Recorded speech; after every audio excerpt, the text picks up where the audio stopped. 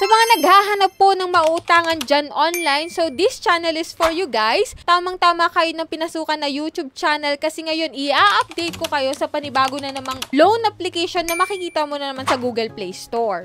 And kung makikita mo nga dyan sa title guys, ang pangalan nito is si Perabag Instant Online Loan. So, under siya guys ng Got It Lending Incorporation. So, ito guys is okay naman kasi SEC registered talaga siya. So, dito guys, meron pala siyang 4.8 stars. Medyo mataas na rin, no?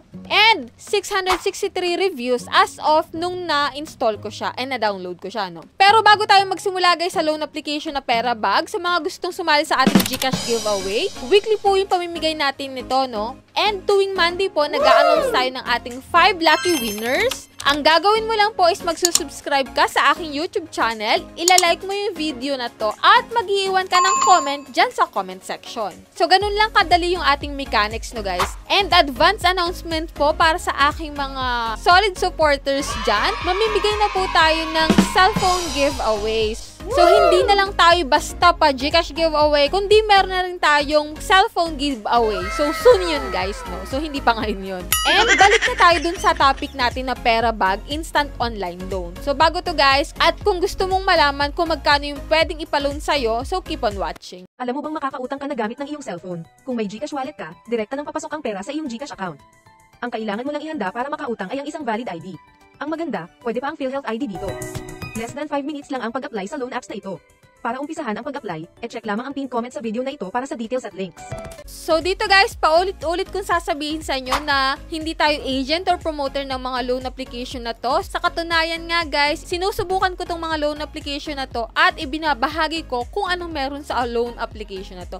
Kung magkano ba yung pwedeng ipaloan sa'yo, kung magkano na lang yung matatanggap mo para aware ka na rin once na mag-a-apply ka o nakita mo ito sa Google Play Store. So, after nyo mapunod yung mga videos ko, kayo na lang talaga yung magdi-decide kung maglo-loan pa rin ba kayo or hindi na. Ayan, dito na tayo kay Perabag guys. So, dito guys, si Perabag ay naka-register kay SEC. Dito kung makikita mo, pwedeng ipaloan niya sa'yo is up to 100,000 pesos. Napakalaki. Pero, kapag first time ka, syempre wag kang aasa na malaki agad yung pwedeng ipaloan sa'yo. Maliit lang talaga yan. So, dito sa first timer, ang maximum lang is 20,000.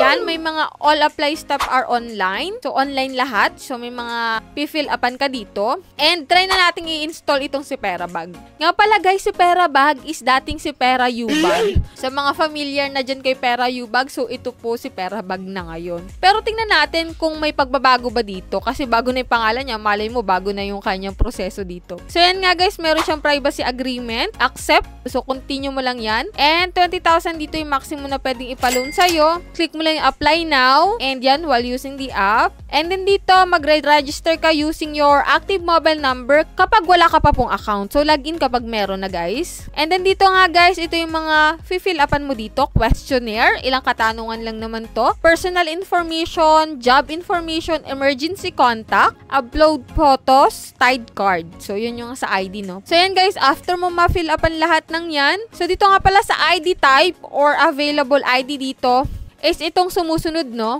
Is itong UMID, SSS, TIN, Passport, Voters ID, National ID, Postal ID, Driving License, and Health Card. So, Health Card siguro yung PhilHealth ID. So, pili ka lang dyan guys ng isa and then mag-proceed ka sa next step. And then dito guys, sa tied card, ito yung sa withdrawal method kung saan mo pwedeng matanggap yung pera mo. It's either e-wallet or bank. So, sa GCash, PayMaya, GrabPay, Coins, Shopee, pwede, and OmniPay. Yan, click mo lang dyan yung next guys. And then, ito na nga guys, yung loan amount na pwedeng ipaloan sa'yo. So, ito yung na-approve na loan amount sa akin, which is 2,000 pesos. Iba-iba po tayo na ma-approve na loan amount. So, hindi tayo pare-pareho. Pwedeng mas malaki yan o pwedeng mas bababa. So, dito, hindi to guys 120 days, 180 days, or 150 days. So, hindi. Kasi 7 days lang to guys. Dito, sa 2,000 loan amount mo, ang marireceive mo na lang dito guys is 1,260.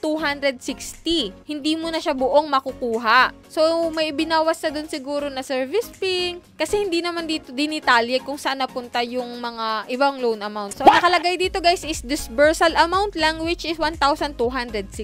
Hindi na naka-indicate dito kung saan napunta yung iba pa, no? So, yan guys. Yan lang yung meron dito kay Perabag o si dating si Perayubag. Kung nakapag-loan ka na dito is kindly comment dyan sa baba at i-share mo yung naging experience mo kung maganda ba or pangit dito kay Perabag, no? Para naman magkaroon ng idea yung mga bago pa lang maglo-loan dito. And eto nga, kapag hindi ka pa nakakapag-apply dito kay Perabag, magdi-decide ka na lang talaga kung maglo-loan ka pa ba or hindi. Kasi sinabi ko na dito kung magkano yung loan amount na pwedeng ma-approve sa'yo at yung loan amount na pwede mo na lang talagang receive. So, yan lang guys yung vlog natin for today. Sana nagkaroon kayo ng idea about dito kay Perabag. So, sa mga hindi pa po nakasubscribe sa aking YouTube channel, kindly click the subscribe button at hit nyo na rin notification bell para updated kayo sa mga loan application na ganito and sa iba pang utangan sa area natin. So, bye-bye na muna for now guys.